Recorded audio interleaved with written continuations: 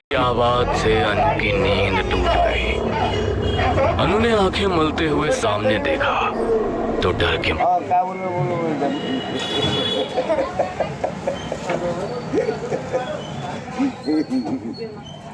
वो तो भाग नहीं गए घर को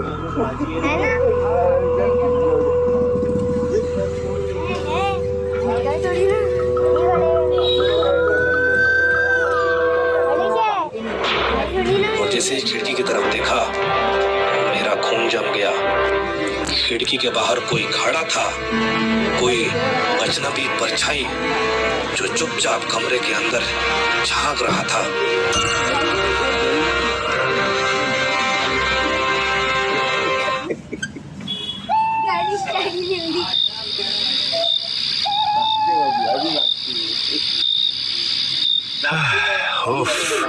इस बार की गर्मी तो सच में जान निकाल रही है।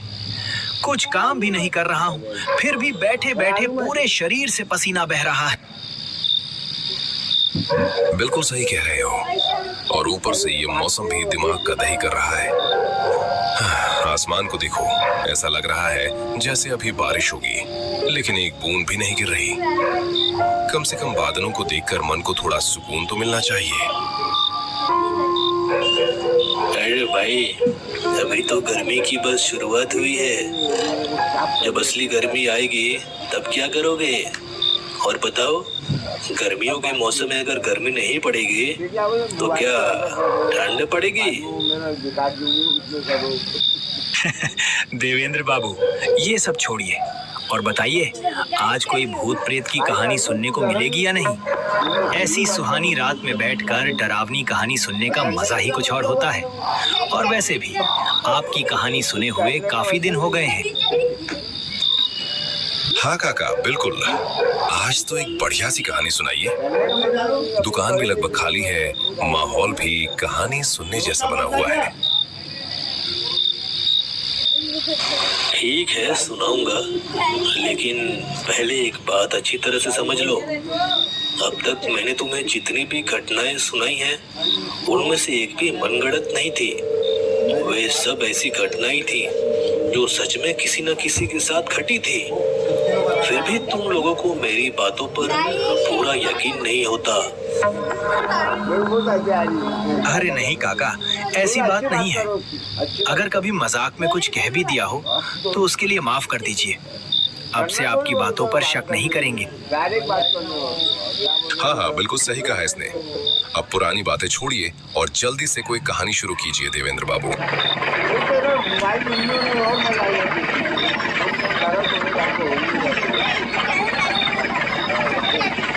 ठीक है, जब तुम लोग इतना जोर दे ही रहे हो तो आज मैं तुम्हें एक ऐसी घटना सुनाता हूँ जिसे मैं आज तक नहीं भूल पाया।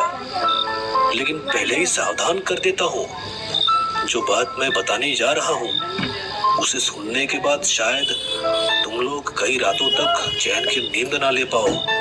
कम से कम एक हफ्ते तक तो ये घटना तुम्हारे दिमाग से निकलने वाले ही नहीं है।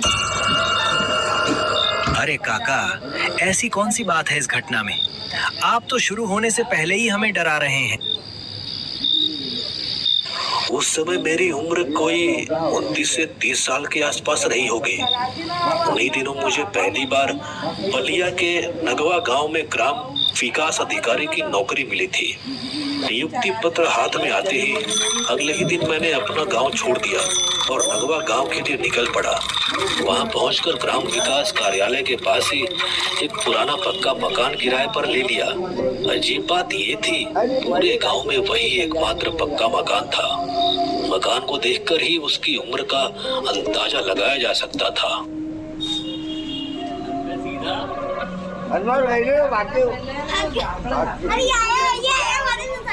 दीवारों की कई ईंटें बाहर तक निकल आई थी।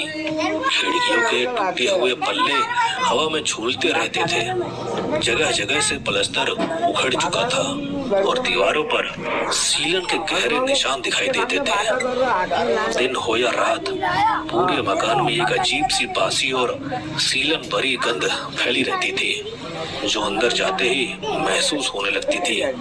मकान के चारों तरफ घनी झाड़ियों और जंगली पौधे उगे हुए थे। आसपास दूर दूर तक कोई दूसरा घर नहीं था, ना कोई दुकान, ना कोई बाजार और ना ही कोई ऐसी जगह जहां लोगों की आवाजाही दिखाई दे। बस ग्राम विकास कार्यालय ही थोड़ा पास था। शायद यही वजह थी इतना बड़ा मकान भी मुझे बेहद कम किराए में मिल गया था। खैर किसी तरह मैंने वहां अपनी पहली रात बिताई, लेकिन सच कहूं तो पूरी रात मेरी आंखों में ही कट गई। एक पल के लिए भी नींद नहीं आई।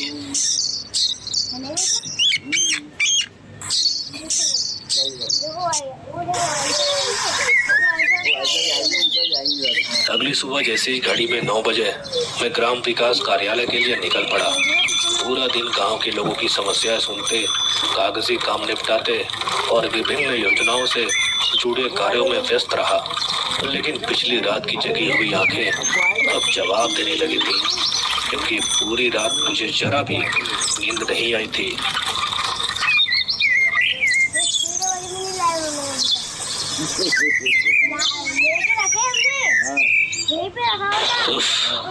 कल पूरी रात आंखों में ही कट गई, न ठीक से नींद आई और न ही चैन मिला।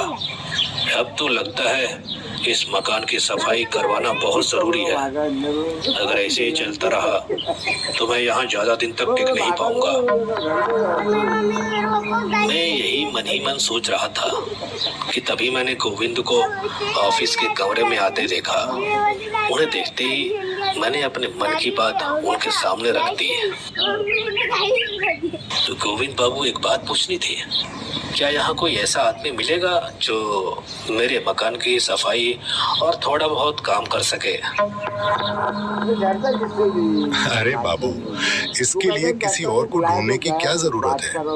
मैं खुद ही आपका काम कर दूंगा। बस इतना बता दीजिए कि आप किस मकान में रह रहे हैं। समय मिलते ही जाकर उसे अच्छी तरह साफ सुथरा कर दूंगा। अरे वही सामने वाले मोड़ के पास जो बड़ा सा पक्का मकान है ना, जिसके चारों तरफ बागान और झाड़ियां हैं, मैंने वही मकान किराए पर लिया है। मेरी बात सुनते ही गोविंद के चेहरे का रंग जैसे उड़ गया। अभी तक जो आदमी आराम से बात कर रहा था, उसके चेहरे पर अचानक घबराहट साफ दिखाई देने लगा। क्या कहा आपने बाबू? आप उस मकान में रह रहे हैं? हाँ, लेकिन ऐसी क्या बात कि भौंकने की आवाज सुनाई पड़ जाती थी। मैं धीरे धीरे सड़क पर आगे बढ़ रहा था कि अचानक मुझे ऐसा महसूस हुआ जैसे कोई मेरे पीछे पीछे चल रहा हो।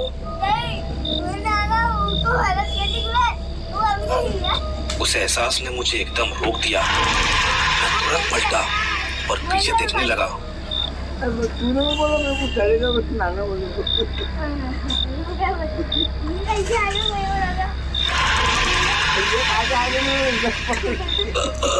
अरे ये क्या? नहीं, जैसे कोई पुरानी खिड़की धीरे धीरे चरमराते हुए खुल रही है। आवाज इतनी डरावनी थी कि मेरी नींद पल भर में गायब हो गई।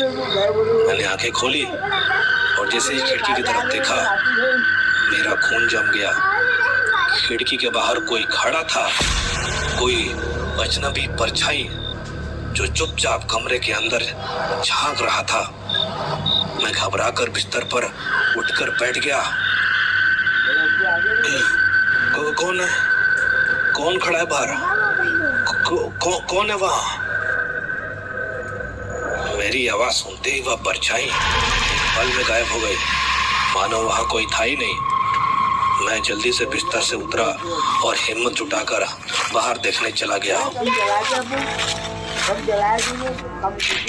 मैंने कांपते हाथों से दरवाजा खोला, फिर धीरे धीरे बाहर की ओर बढ़ा। अंधेरे में आंखें कुछ ढूंढने की कोशिश कर रही थी। तभी मेरी नजर सामने पड़ी। दरवाजे से कुछ दूरी पर एक आदमी बिल्कुल चुपचाप खड़ा था। वह स्थिर था, इतना स्थिर कि दूर से किसी मूर्ति जैसा लग रहा था। उसका चेहरा साफ दिखाई नहीं दे रहा था, बस एक धुंधली सी आकृति नजर आ रही थी। कौन है वहाँ?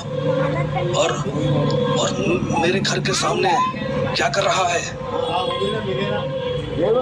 मेरे सीने की धड़कन इतनी तेज हो चुकी थी। मैंने उससे सवाल किया, लेकिन उसने कोई जवाब नहीं दिया। सुन रहे हो? कौन हो तुम? आखिर वहां खड़ा कौन है? फिर अचानक उस सन्नाटे को चीरती हुई एक भारी और डरावनी आवाज गूंज उठी। मेरे घर में आने की हिम्मत कैसी हुई तेरी?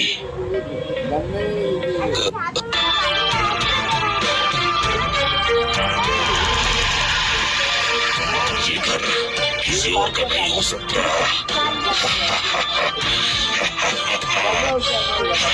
लेकिन मुझे लग रहा था कि कुछ गड़बड़ है। बहुत हिम्मत जुटाकर मैं इस मकान तक आया। यहाँ आकर देखा कि घर के सारे दरवाजे खुले हुए हैं। उसी समय मेरी चिंता और बढ़ गई। फिर डरते डरते मैं घर के अंदर आया और अंदर आकर देखा कि आप इस हालत में फर्श पर बेहोश पड़े हैं। कल रात मैंने उसे देखा था, अपनी आंखों से देखा था। अभी इसी वक्त ये मकान छोड़ दीजिए। काका, मानना पड़ेगा, आज की कहानी ने तो सचमुच डरा दिया। काफी दिनों बाद इतनी खौफनाक घटना सुनने को मिली।